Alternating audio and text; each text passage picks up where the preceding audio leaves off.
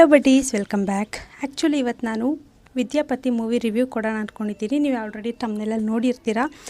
ನಾನು ಅಂದ್ಕೊಂಡಿದ್ದೆ Vidyapati movie based on ವಿದ್ಯಾಳ ಸುತ್ತ ಇರುತ್ತೆ ಅಂತ.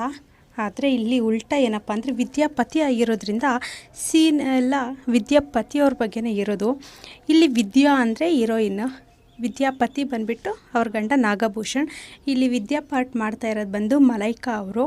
ಆ್ಯಂಡ್ ವಿದ್ಯಾಳ ಪತಿ ನಾಗಭೂಷಣ್ ಅಲಿಯಾಸ್ ಸಿದ್ದು.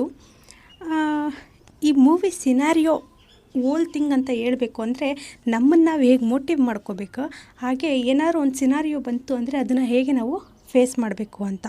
ಈ ಮೂವಿಯಲ್ಲಿ ವಿದ್ಯಾಳ ಪತಿ ಅಲಿಯಾಸ್ ನಾಗಭೂಷಣ್ ಅವ್ರಿಗೆ ತಲೆ ತುಂಬ ಹಣ ಅನ್ನೋದು ತುಂಬೋಗಿರುತ್ತೆ. ಅವರಿಗೆ ಈ ಪ್ರೀತಿ ಆಗಲಿ ಅಥವಾ ಬೇರೆ ಏನಾದರೂ ಒಂದು ಫೀಲಿಂಗ್ ಇರ್ಬೋದು, ಅವೇನು ಎಮೋಷನ್ಸ್ ಅರ್ಥನೇ ಆಗೋದಿಲ್ಲ. ಅವ್ರ ತಲೆ ತುಂಬ ಏನಿರುತ್ತೆ, ಅಮೌಂಟ್ ಅಂದರೆ ದುಡ್ಡು ಅನ್ನೋದು ತುಂಬೋಗಿರುತ್ತೆ. ಈ ಮೂವಿಯಲ್ಲಿ ನನಗೆ ಬೆಸ್ಟ್ ಪಾರ್ಟ್ ಅನಿಸಿರೋದು ಕ್ಯಾರೆಕ್ಟರ್ ರಿಜಿಸ್ಟ್ರೇಷನ್. ಏನಪ್ಪ ಅಂದರೆ ಬರೀ 20 ಮಿನಿಟ್ಸಲ್ಲಿ ಕ್ಯಾರೆಕ್ಟರ್ ಅಂದರೆ ಅವರ ರೋಲ್ನ ಆಡಿಯನ್ಸಿಗೆ ಕ್ಲೀನಾಗಿ ರಿಜಿಸ್ಟರ್ ಮಾಡಿದ್ದಾರೆ. ವಿತಿನ್ 20 ಮಿನಿಟ್ಸ್ ವಿತ್ ಸಾಂಗ್ ತುಂಬ ಚೆನ್ನಾಗಿ ರಿಜಿಸ್ಟರ್ ಮಾಡಿದ್ದಾರೆ. ಇದರಲ್ಲಿ ಮಲೈಕಾ ಅವ್ರು ಬಂದುಬಿಟ್ಟು ವಿದ್ಯಾ, ಅವ್ರು ಬಂದುಬಿಟ್ಟು as A lady super star. And Nagabhushan ಅವ್ರು ಬಂದುಬಿಟ್ಟು ವಿದ್ಯಾಳ ಪತಿ. ವಿದ್ಯಾಳ ಪತಿ ಇದರಲ್ಲಿ ತುಂಬ ಡಮ್ಮಿಯಾಗಿ ತೋರಿಸ್ಬಿಟ್ಟಿದ್ದಾರೆ, ಆದರೆ ಸ್ಕ್ರೀನಲ್ಲಿ ಅವ್ರನ್ನ ತುಂಬ ರಿಚಾಗಿ ತೋರಿಸಿದ್ದಾರೆ. ಇದರಲ್ಲಿ ಜಗ್ಗು ಅಂದರೆ ಮೇಯ್ನ್ KGF ಮೂವಿ ಇರೋ ವಿಲನ್ ಇದ್ದಾರಲ್ಲ ಅವರು, ಗರುಡರಾಮ್ ಅವರು. ಈ ಮೂವಿಯಲ್ಲಿ ಅವ್ರನ್ನ ಸ್ವಲ್ಪ ಡಿಫ್ರೆಂಟಾಗಿಯೇ ತೋರಿಸಿದ್ದಾರೆ. ಅವ್ರ ಲುಕ್ ಇರ್ಬೋದು, ಅವ್ರ ಮ್ಯಾನರಿಸಮ್ ಇರ್ಬೋದು, ಎಲ್ಲ ಅಲ್ಟಿಮೇಟಾಗಿ ಸಖತ್ತಾಗಿ ಕಾಣಿಸ್ತಿದೆ. ಕ್ಯಾರೆಕ್ಟರ್ ರಿಜಿಸ್ಟ್ರೇಷನ್ ಎಲ್ಲ ಆದಮೇಲೆ ಫಸ್ಟ್ ಸಿನಿಮಾದ ಕಾನ್ಫ್ಲಿಕ್ಟ್ ಆಗಿದ್ಮೇಲೆ ಏನಾಗುತ್ತೆ ಏನು ಅಂತ ನಾವು ಈಸಿಯಾಗಿ ಪ್ರಿಡಿಕ್ಟ್ ಮಾಡೋ ಥರ ಇತ್ತು. ಈಸಿಯಾಗಿ ಪ್ರಿಡಿಕ್ಟ್ ಮಾಡೋ ಥರ ಇದ್ರೂ ಲೈಟಾಗಿ ಟ್ವಿಸ್ಟ್ ಆ್ಯಂಡ್ ಟರ್ನ್ಸ್ಗಳಿತ್ತು. ಇದರಲ್ಲಿ ಮೇಯ್ನಾಗಿ ಬಂದುಬಿಟ್ಟು ಅನ್ನಕೊಂಡ. ಈ ಸೀನ್ ಮಾತ್ರ ಅವ್ರು ಅನ್ನಕೊಂಡ ಅಂದರೆ ಡಾಲಿ ಧನಂಜಯ್ ಪ್ರೊಡ್ಯೂಸರ್ ಅವರೇ. ಈ ಮೂವಿಯಲ್ಲಿ ಏನಪ್ಪ ಅಂದರೆ ಅವ್ರ ಧನಂಜಯ್ ಅವರ ಎಂಟ್ರಿ ಸೀನ್ಸ್ ಇರ್ಬೋದು, ತುಂಬ ಚೆನ್ನಾಗಿ ಮಾಡಿದ್ದಾರೆ ಫೈಟಿಂಗ್ ಸೀನ್ಸ್ ಎಲ್ಲ. ಅದಾದಮೇಲೆ ಧನಂಜಯ್ ಅವ್ರ ಎಂಟ್ರಿ, ಅವ್ರಿರೋ ಅಂಥ ಲೊಕೇಶನ್ ಅವೆಲ್ಲ ನೋಡಿದ್ರೆ ಅದನ್ನ ನೋಡಿದಾಗ ವಾವ್ ಅನ್ನೋ ಥರ ಇದೆ. ಬಟ್ ಮೂವಿ ಆಗ್ತಾ ಈ ಸೀನಿಗೆ ಇವರೇ ಬೇಕಿತ್ತಾ ಅಂತ ಪ್ರಶ್ನೆ ನನಗೆ ಹುಟ್ಕೊಂತು. ನೀವು ನೋಡಿ ನಿಮಗೇನು ಅನ್ನಿಸ್ತು ಅಂತ ಹೇಳಿ. ಆಮೇಲೆ ಧನಂಜಯಿಂದ ಸಿದ್ದು ಅಲಿಯಾಸ್ ನಾಗಭೂಷಣ್ ಅವರು ಹೇಗೆ ಅವ್ರನ್ನ ಅವರು ಚೇಂಜ್ ಮಾಡ್ಕೊತಾರೆ ಅನ್ನೋದು ಸೆಕೆಂಡ್ ಹಾಫಲ್ಲಿ ಗೊತ್ತಾಗುತ್ತೆ.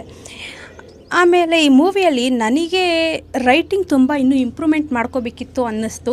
ಒಂದು ಯಾವ ವಿಚಾರದಲ್ಲಿ ಅಂದರೆ ವಿದ್ಯಾ ಬಗ್ಗೆ ಬ್ಯಾಡಾಗೆಲ್ಲ ಮಾತಾಡೋದಿರ್ಬೋದು, ಅಥವಾ ಹೀರೋಯಿನ್ ಎಮೋಷನ್ಸ್ನ ನೀಟಾಗಿ ಇದರಲ್ಲಿ ತೋರಿಸಿಲ್ಲ.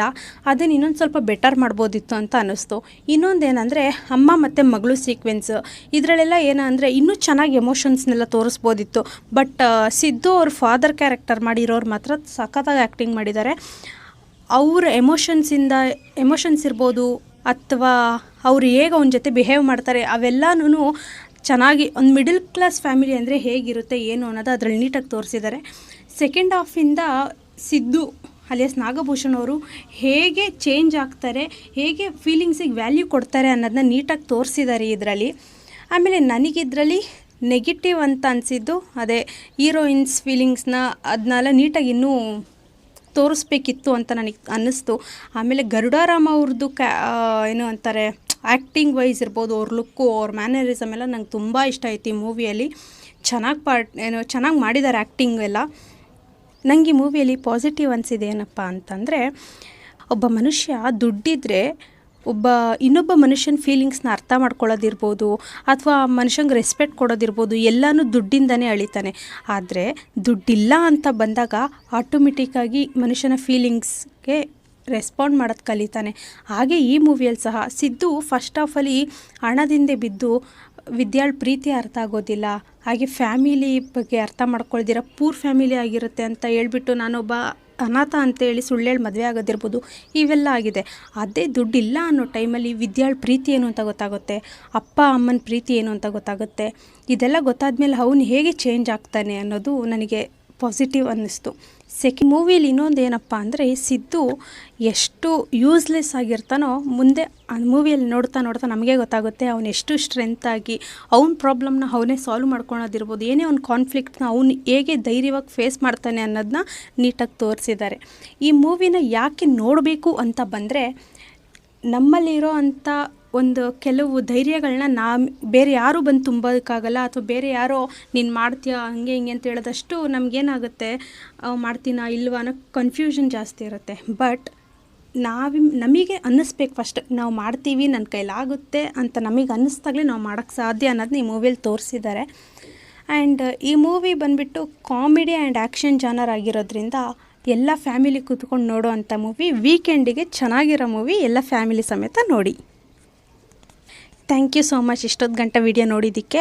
ಹಾಗೆ ನೀವು ಈ ಮೂವಿ ನೋಡಿದರೆ ನಿಮಗೇನು ಅನ್ನಿಸ್ತು ಅಥವಾ ನಾನೇನಾರು ಬಿಟ್ಟಿದ್ದೀನ ಅನ್ನೋದನ್ನ ಕಾಮೆಂಟ್ ಸೆಕ್ಷನಲ್ಲಿ ತಿಳಿಸಿ.